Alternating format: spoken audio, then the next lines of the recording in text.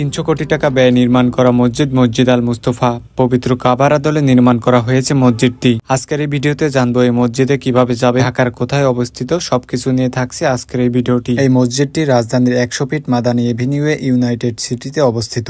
এখানে যাওয়ার জন্য প্রথমে আপনাকে ঢাকার যে কোনো জায়গা থেকে যেতে হবে নতুন বাজার। সেখানে আপনারা 40 থেকে 50 টাকা রিক্সা ভাড়া দিয়ে 15 থেকে 20 মিনিটের মধ্যেই মসজিদে পৌঁছাতে পারবেন। ইউনাইটেড গ্রুপ দেশের শীর্ষস্থানীয় একটি শিল্প গ্রুপ। মহান আল্লাহ তাআলাকে রাজি খুশি করাই যেন মুখ্য উদ্দেশ্য। তারই ধারাবাহিকতায় নির্মাণ করেন মসজিদ আল মুস্তফা। সত্যি এই মসজিদটি দৃষ্টিনন্দন একটি মসজিদ। পবিত্র কাবার আদলে নির্মাণ করা হয়েছে। দেখে মনে হবে মসজিদের নির্মাণ কাঠামোতে যেন কাবার ছোঁয়া লেগে আছে। রয়েছে বিশাল আকার একটি পার্কিং জোন। 5 তলা ভবন বিশিষ্ট এই মসজিদের সব থেকে বড় আকর্ষণ হলো মসজিদের প্রতিটি ফ্লোর থেকে আপনি ইমাম খতিবকে দেখতে পাবেন। বিশাল আকারে এই মসজিদের আলাদা কোনো জানালা নেই। এটা এমনভাবে ডিজাইন করা হয়েছে যা প্রাকৃতিক আলোয় সবসময় ভরপুর থাকে।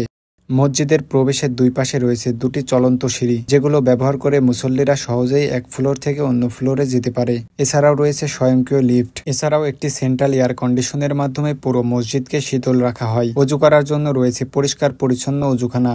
এখানে পা শুকানোর জন্য রয়েছে হাওয়ার মেশিন, যেটার মাধ্যমে খুব দ্রুত সময়ের মধ্যে পা শুকিয়ে নিতে পারবেন। এতে ফ্লোর নোংরা কম হবে। মসজিদে নারীদের জন্য রয়েছে আলাদা নামাজের স্থান। পুরুষ এবং নারী মিলিয়ে এই মসজিদে একসঙ্গে প্রায় 11,000 মানুষ নামাজ আদায় করতে পারে। নান্দনিক ডিজাইনের কারণে এটি শুধুমাত্র এখন মসজিদ নয়, পরিণত হয়েছে পর্যটন কেন্দ্রে। দূর দূরান্ত থেকে মানুষ ছুটে আসে মসজিদের সৌন্দর্য উপভোগ করতে। চমৎকার এই মসজিদের সৌন্দর্য উপভোগ করতে কোনো এক শুক্রবার আপনিও এখানে যেতে পারেন। তো আজকের ভিডিওটি ছিল এই পর্যন্ত। আজকের ভিডিওটি যদি ভালো লাগে অবশ্যই চ্যানেলের সঙ্গে যুক্ত থাকবেন। দেখা হবে নতুন কোনো ভিডিওতে। আল্লাহ হাফেজ।